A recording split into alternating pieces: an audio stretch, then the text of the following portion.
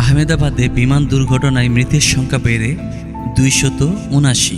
ভারতের আহমেদাবাদ আবাসিক এলাকায় ভয়াবহ বিমান দুর্ঘটনার পর ধ্বংসস্তূপ থেকে এখন পর্যন্ত 279টি মরদেহ উদ্ধার করা হয়েছে। শনিবার স্থানীয় এক পুলিশ কর্মকর্তার বরাত দিয়ে এই তথ্য জানিয়েছে ভারতীয় গণমাধ্যম। এর আগে নিহতের সংখ্যা 265 বলে জানানো হয়েছিল। এই হৃদয় বিদারক দুর্ঘটনার পরে গোটা দেশ জুড়ে শোকের ছায়া নেমে এসেছে।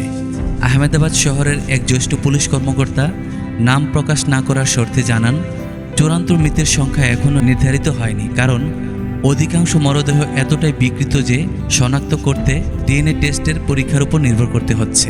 এরই মধ্যে নিহতদের স্বজনদের কাছ থেকে ডিএনএ নমুনা সংগ্রহের কাজ চলছে।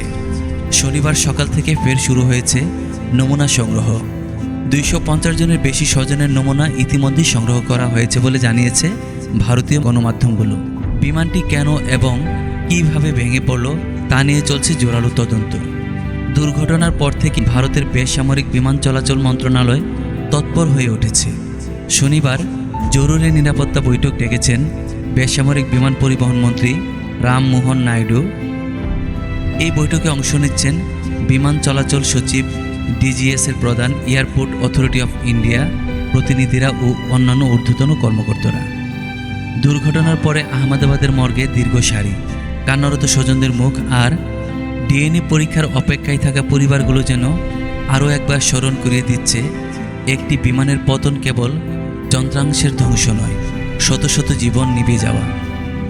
আহতদের চিকিৎসা চলছে বিভিন্ন হাসপাতালে, আর নিহতদের পরিবার যেন অপেক্ষা করছে একটি উত্তর, একটি নিশ্চিত পরিচয়, শেষবার মতো প্রিয়জনকে বিদায় জানানোর জন্য সুযোগ।